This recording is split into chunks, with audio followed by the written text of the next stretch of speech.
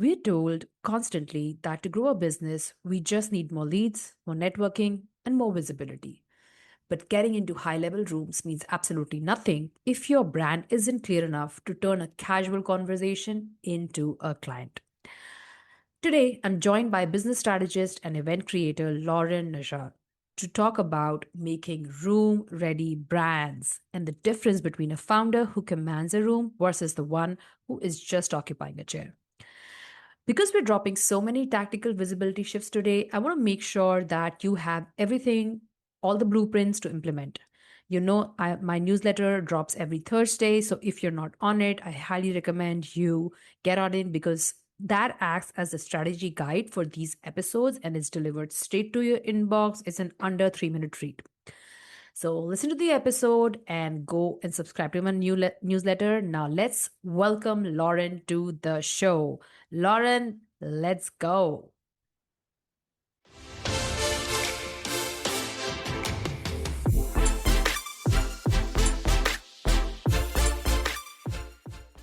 Lauren, I've just introduced you and I'm so excited you're here.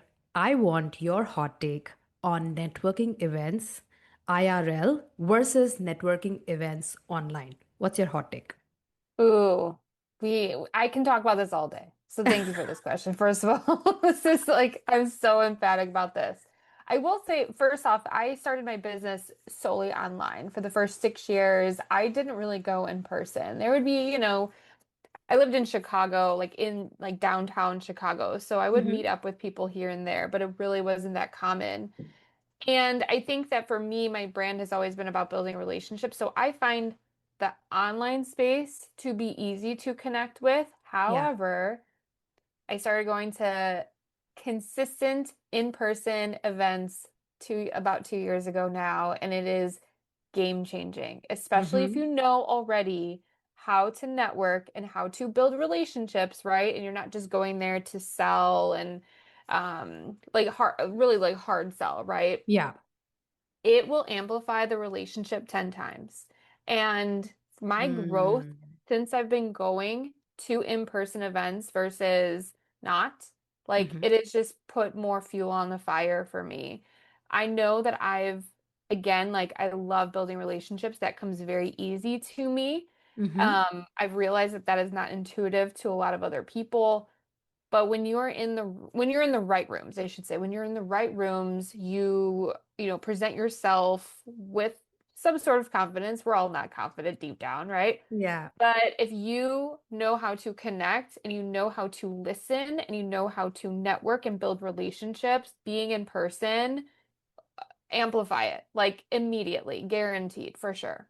Oh my gosh. Okay. So you've already given me so much to think about and ask you because I really want to first lead into this idea that you said that um, it's the idea of being comfortable in a group of strangers, Hmm. and then having that genuine connection intuitively, knowing how to connect with people is such an art because I don't see that. I call myself an ambivert. I don't know if you've heard this word. So I am I am too. I am okay. too. Yeah, I am introvert at times and I can be somebody outgoing when I'm out there. Mhm. Sometimes when I am planning to go on my networking events, I really have to like say, okay, Shivani, put your, the extrovert hat on, you know, I'm like trying to pump myself up that I'm going to be because it's hard for me to be in people who don't know me or I don't know them, and navigating that situation is hard. So, with all your experience, I know a lot of female founders who are listening to this have the same thing. This is not a comfortable zone. Networking to be seen, be heard. And yes, hard selling, I think that is definitely out of the question. Like you go there, hard sell, you're definitely, you know, it's going to be crickets for you. So, how do female founders navigate this? Tell us, Lauren, please. So my favorite thing, this actually came from one of my other clients. So Hmm. I was in the midst of, just starting to go to in-person events, and I'm exactly like you. So I am, I took a test a long time ago. I'm like, am I introverted or extroverted? I lean more towards the introvert, a little bit Hmm. more. So when people find out that I'm introverted, they're very surprised because Yes. I host my own events. Um, but just like you, I think there's something about like when we know how we can add value and because we love what we do, right? If I can be in a Yeah. position where I can educate, I am going to talk all day long. But there was a little tidbit and a little like life hack, I call this. One of my clients said, if you ever get nervous for going to an event where you don't know anyone, give yourself a goal, meet one new person.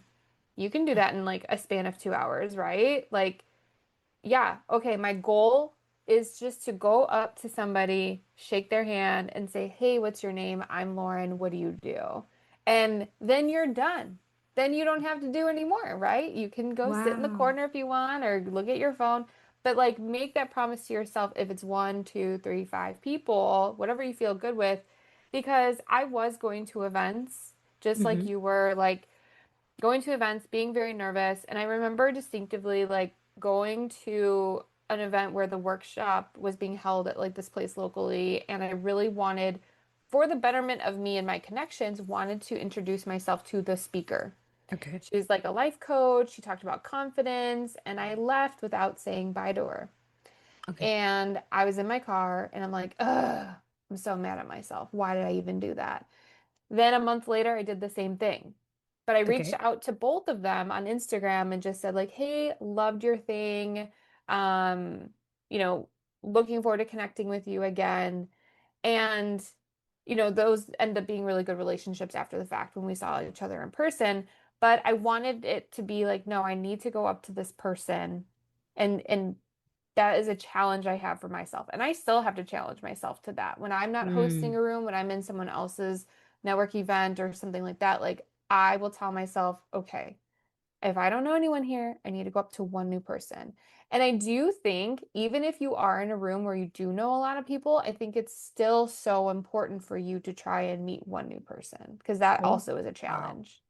That is such a good tip. Like I've never thought of thought about it this way because it's too overwhelming to think that why am I doing this and what am I going to get out of it? There's just this internal dialogue of, so much anxiety around this and what happens and ends up happening is which I'm sure happens with a lot of other female founders is they just don't do it, right? Like it's like all or nothing kind of an approach, right?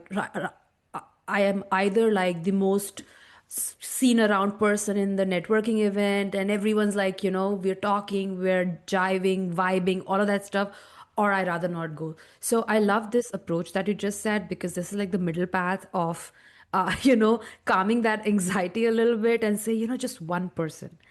My goal is just that one person I'll meet who somehow we will be able to connect and that's about it. If I'm able to do that, that's my take from this and then build on that relationship.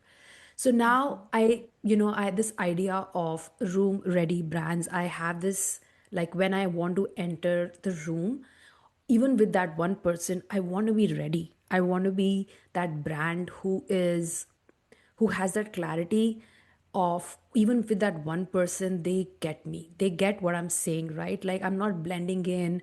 Um i'm not i'm not a founder who is just around and occupying a chair kind of a situation but actually so ready with my brand. And that is something I've seen people struggle with, right? They will tell you what they do, of course. They will tell you how long they've been doing it. But I often feel that that conversation is so superficial that it's literally like you have forgotten about it the next minute. Like whatever. Mhm. Okay, yeah, like therapist, a business consultant, I don't know, this just you just have um, these little tags that you can give these people, but there's something missing to make them memorable. Have you faced that, and how have you yourself been able to kind of overcome that? And also for the other women that you coach, how do you coach them so that they are room ready when they go for these brand ready when they go to these rooms which are meant for them? Mhm. I have experienced that with, I don't think necessarily myself, because I feel like for me, I've always made sure to say what I do. And I think to your point too, like I resonate a lot with what you said. I think when you are then in conversation with someone, that's when you start to add value, right? So Mm, say in my position, someone's going to talk about like, oh, I'm just so overwhelmed with social media. And I'm like, well, you don't have to complicate it. And you can do this, this, and this, and you add value. They're right. going to remember that more versus what it is that you do, right? Because I just helped them solve a problem. Yeah. And so that's what I typically will try and do is like, where can I add value? Because they're going, and then even if it's in a group of people, I for sure want to pipe up and say, like, oh yeah, this is what I think. Like, and I try to not do it in a way where I'm always answering, I'm always talking. Like, I love supporting the room, right? Like, Hmm. I'm not going to be the one that's always answering everyone's questions. I will refer and stuff too, but if I'm in a new room and I want people to know what I do, I look for opportunities like that Hmm. versus like, after the fact, someone might say like, "Oh, so what do you do? Like, what all do you do?" And they'll ask because now they're curious and they want to know. Hmm. So then the way for people to make yourself memorable or for people to remember you is add value. Hmm. And as far as then, I think of like specific examples with like my clients when I've been like in the middle of how they introduce themselves. I'll like call them out right in the moment. I'm like, no, no, you do more than that. Why are you downplaying yourself? Or so I Yeah. think a lot of times as women want to downplay what we do. And I just hosted a retreat in That. Chicago in May. hmm And I had my marketing assistant there with me, and she is from Mississippi. So everyone there, except for me, has never met her in person, didn't really know who she was. And someone asked her, "Oh, so what do you do?" Well, before she was my assistant, she was a marketing coach, she was a business coach. She does all of these things and still kind of does them, but like also is now assisting me. And she goes, "Oh, I just, follow Lauren around, get her coffee and tell her that she's pretty." And she then had that moment, like I didn't hear her say that, I didn't witness it. I heard people laughing. Then she turned to me, she goes, "Why do I do that?" And I'm like, "I don't know. Mm. Why do you do that?" Mm. And we had a conversation right there in that moment. And that's just one example of so many other examples I've witnessed from my clients of like, "Oh, I just help like businesses make more money." It's like, yes, but like, what do you do? Because lead with Mm. that expertise because you are actually really good at everything that you do. And we don't portray that. Mm. Oh my gosh. That just gave me goosebumps because I I can actually feel it in my bones that I do that too. I underplay everything that I do, like say I host a podcast, I also speak on stages, but I'm a brand strategist, I help brands. So, is in that Yeah. moment, it's so hard to kind of like, so I think there is a little bit of a pre-prep for people who are going for these Mhm. events. Maybe, I don't know, I like to journal, so I journal a lot. So maybe that's something that I should start doing before going to these events. Like, Mhm. just kind of journaling gets the best out of me. I know what my fear is, what my vulnerability is, and once that's out, I think you're more centered to add value, to say what exactly you do. And also, I think one thing that I've recently started doing is when I'm interacting with someone at a networking event, I'm like, what are you struggling with in your business these days? You know, Mhm. that gets the best out of people because they're like, yeah, and you're right, social media is number one. Like everyone is like, oh my gosh, it's like the necessary evil that you have to kind of like tame and do. And definitely social media is number one for most people. And then I try to steer the conversation, but it just is, it is what it is. But I really like your point on center yourself before you are introducing yourself or what you do, because that can help you feel actually even better about yourself, right? Like even with this experience, you go back home and like all women do, we think about, oh, what did I say? Did I say that right? Did that's just in the car driving, oh my gosh, why Yep. did I say that? So I Mhm. I guess just a 15-minute, whatever you do to center yourself will help you get into better form once you're there. Now, I want to turn the lens a little bit. I want to ask you, you also host events, and I am absolutely interested in knowing when you are hosting an event, you're the host and you're wearing the host cap. I would assume you have like three different kind of people who are coming to your networking events. One is the explorer who's like, okay, like let me see what is this about. Maybe this person doesn't even have a business right now, or maybe thinking about it, but it's just kind of exploring, testing waters, right? Then second is, I guess, the hard sell kind of a person who's like, my God, this is, I need to make a sale out of it. Or I'm like, I have seen people, especially who like a little older in the game by now, know exactly who to come to and straight, hey, this is, they're very clear about, because I think it's coming out of experience. And I think the third person, kind of person, is just very quiet, like somebody who's I think in that vulnerable situation because they are too much into their head. So as a host, how do you navigate this? As a host, what is your aim when you are dealing with these so many different kind of people? Because I know that I have women who host events and they're like, it was nice, but I think I overpaid, like nothing came out of it and all of that things, right? So what's the bigger picture here on all these kind of people that you're interacting with while you're hosting something like this? Ooh, I have goosebumps because again, I can like talk about this all day long. I think like you mentioned zooming out. The word when I think of when you zoom out of either if you're attending events, regardless of what kind of category you put yourself in, or you're hosting events, it has to come down to intention. If Mm-hmm. you're doing it for some sort of intention, whether that's visibility, growing your business, making connections, building relationships, whatever that is, it has to come down to the intention why. Because anyone, I say this all the time, anyone can host events. Yeah. Anyone can host an event, and that's why sometimes we have not so great events Yes. and not so great hosts. And that's why Yeah. people have a bad taste in their mouth because everyone just wants to like host an event and they think it's easy. And yes, it is very easy to book the place, to post on social media, you're having this great event, but the event itself is a lot of work. Mm-hmm. So, and to your point, so I host retreats, which are only like 7 people.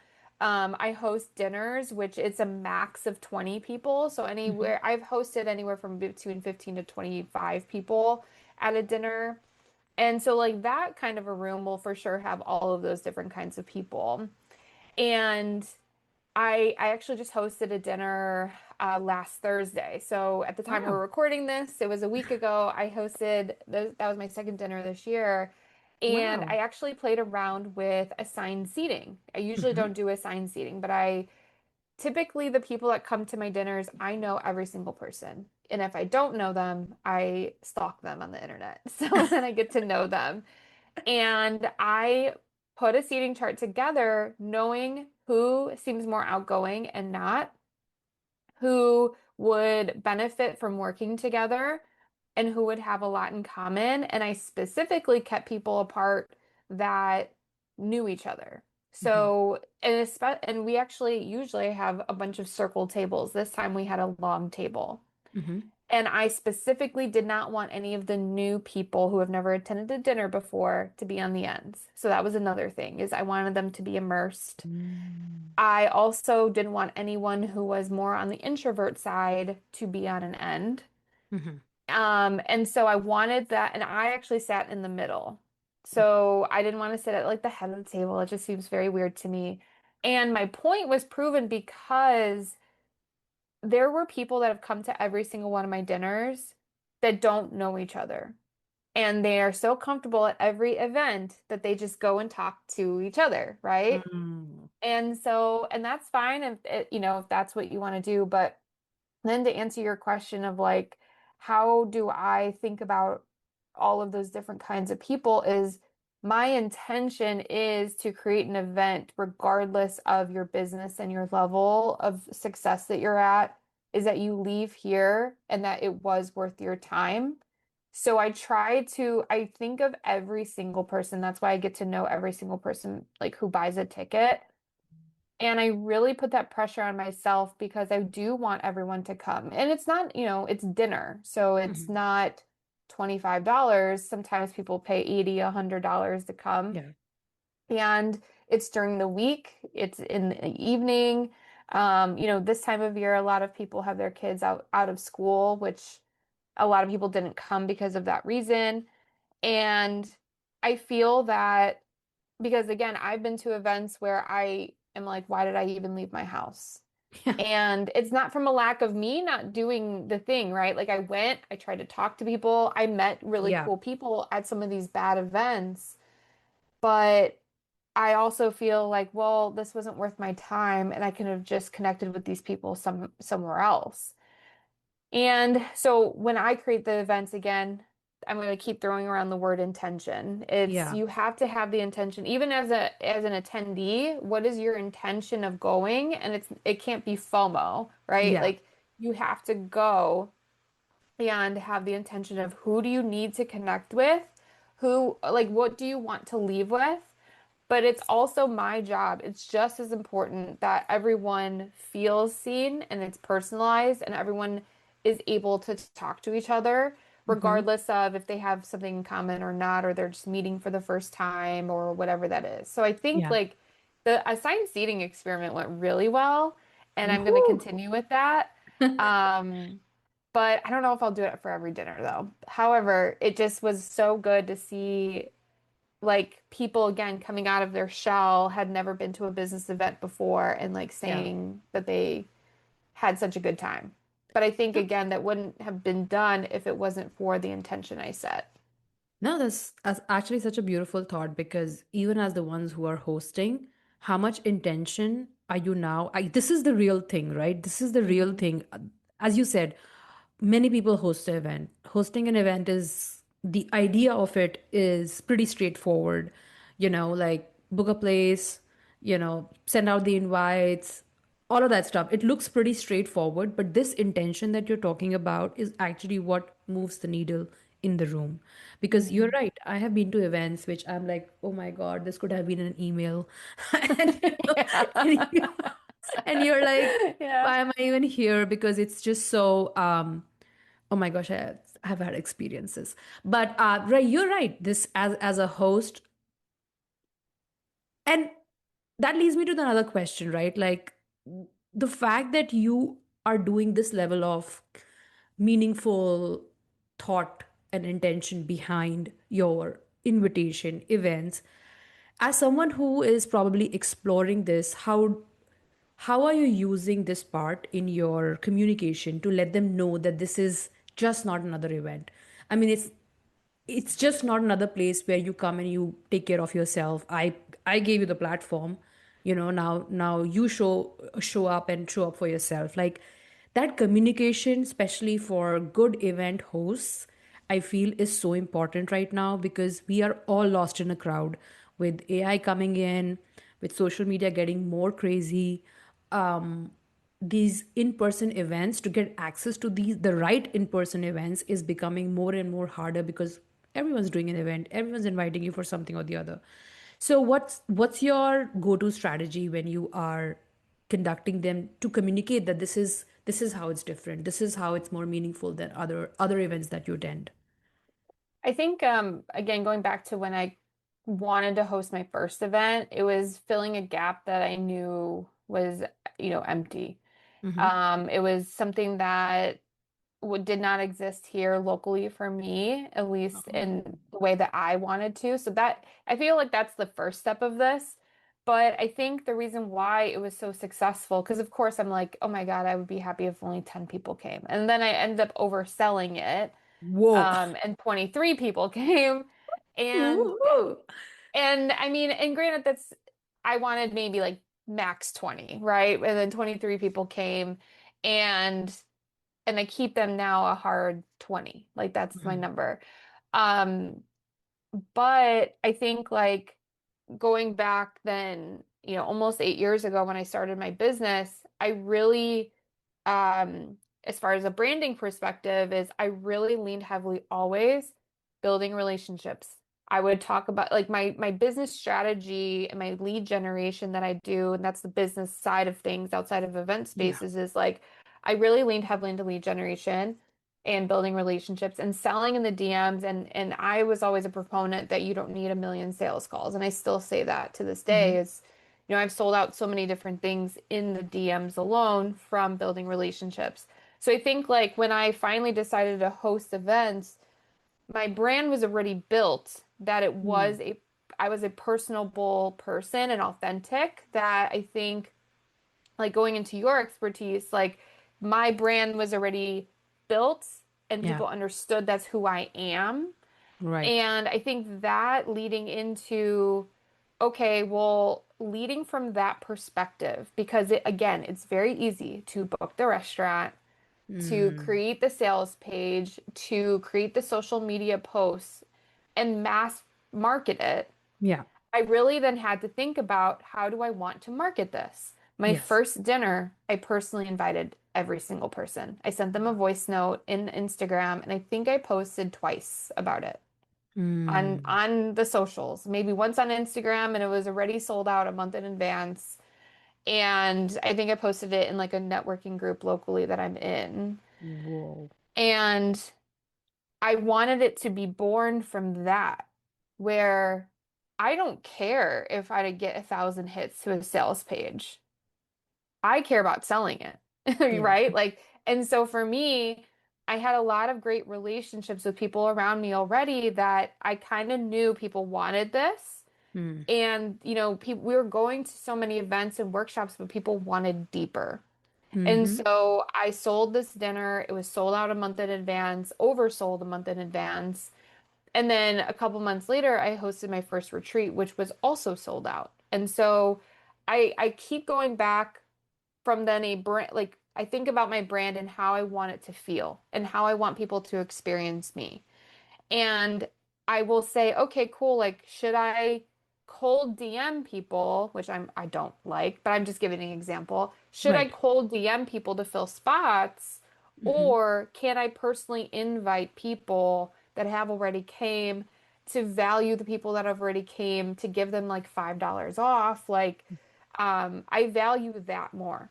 Yeah. And I think from, again, like a whole client experience and branding perspective, I keep leaning more and more and more into that Mm-hmm. because even from the, like, again, when we see events on social media, it's very easy to see the flashiness, the speakers, the vendors, the sponsors. Yeah. I've hosted again a bunch of events where we didn't ever need to lean on, oh my God, who's speaking? Or oh my God, this person's sponsoring, or oh my God, this Mm. and this and this. Mm-hmm. That's all found out during the retreat itself, and that is all for the attendees for the most part. Mm. On the sales pages, I'll have my speakers, but I don't rely on them to sell tickets. And I don't believe that you should. Your brand should actually sell that for you. And that's why I think that this has been so easy for me. These are the easiest things I've ever sold in my business, truly. Oh, wow. This is amazing, Lauren. Just to hear those things from you gives me so much hope that if you truly know yourself, you truly believe in the brand that you're creating, whether it's your personal brand, the things that you do and deliver, that speaks for itself. And then all the people who are coming in are believing in that brand. They're coming in believing in this person that, okay, this person is not just selling me something. Mhm. And the reason why I asked you this question is because very recently someone I know, her name is the right hand woman. I don't know if you know her. She's a Oh, yeah. copywriter. Yeah. Yes. She is starting something very interesting. And I wanted to shout it out here because I've not heard this, right? Like she's doing a marketplace for service Yes. provider event. Like that is Yep. so cool. Just to think of the idea that, hey, if I'm coming to our networking event or just this kind of like mixer event, I know there are speakers and we get this in between 15, 20 minutes of breaks where we are just kind of connecting with each other. But essentially, most of the event goes into hearing these people and their great ideas and all of that, right? Like the typical business conference model, which is still Mhm. continuing. And here is a girl who's saying, you know what, we're going to do marketplace. We're going to have 20 tables of 20 service providers. You're invited to sit at any table, talk to them, and they can do activations on those tables. Like such a cool idea. And and I know it will be a sold out event because that's her brand. That's who Hmm. she is, and that's her brand, which is about being sharp, being clear, being, let's do things which are, I think she does like roasting of Instagram bios and Yep. things like that. Yeah. So, I'm just saying that your own brand that you've created with people in person, online, helps you drive the right people to your event. And I think you're doing the same thing. You are doing these fabulous events where women feel seen, women feel like, this is somewhere I will not be just left on myself to show up and be this, this very confident hero. But my last question to you is, when I walk into these rooms and I want to be ready, and I know that there are so many experts out there in the same, maybe in the same capacity in these rooms, how does my authority become more significant than others? Because I think that's a real fear I feel in people, right? Like, oh my God, there's Hmm. all so many business strategists, there are all so many brands consultants just like myself. Like, it just feels very overwhelming. And I also feel that people think that that's why in-person events don't work for me, because there are 10 of us selling the same 10 things to the Hmm. same crowd. So how does an expert become, or sit in their authority, especially when you are amongst the similar competitors of your space? Yeah, so I have a few ways. So the first thing I think for me to just say, well, you have to be confident. That's hard to do, especially when we're going into rooms where we're nervous. What I think is the easiest answer for this is you have to really own one thing specifically that you do really well. Because Hmm. you can say that you're a brand strategist, you do a million different things, but what is one thing that you know that you do really well that really no one can touch? For me, that was selling in the DMs or lead generation because business coach, there's a million business coaches. Hmm. Thankfully, around here in this area, I'm familiar with like one other business coach, but like does not do anything remotely the same as me. Okay. I'm more of like a strategist, marketing strategist, but I also have a marketing agency Hmm. and I know several people in this area who have social media agencies as well, where yes, I can do social media management and they also do it too. In that regard, I make sure that then I'm positioning myself to be the best. Mm. And while a lot of those clients have, or a lot of those people have become clients of mine. And which is wonderful and I want to be that too, right? And that's the same thing that like if this goes with the same thing of like you want to create a community in your local town, there's so many other communities, there's so many other events. It's like, no, but why should you be the one that they go to? Hmm. And it doesn't have to be hateful competition or you don't have to speak badly about any of them. I mean, Yeah. all of these people are my clients and I tell them every single day, like, you can literally be doing the same things I am.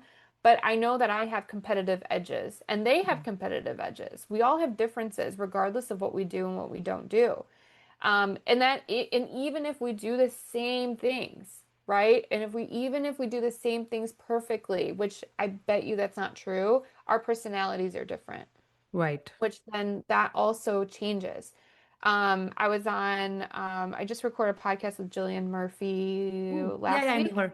I know her. And Yeah. so we literally do the same thing. We met at an event. She heard me on stage, like I close deals in the DMs, and she literally messaged me from stage. She goes, "We need to connect because like that's what she's all about, right?" And she's Yes. a lot bigger than I am.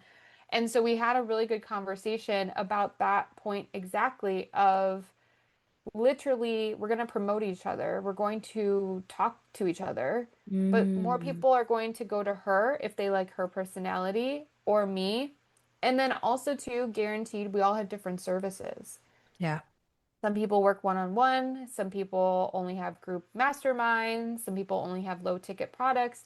There are a million different differences I can continue to list off, but when you go into the room, when you don't have all of that information, the very first thing that you can do is just own the one thing that you do really well within the realm of everything that you do, right? For me, I know that's Right. lead generation and I know that's building relationships and I'm so confident in that. that I know no one can touch me in that.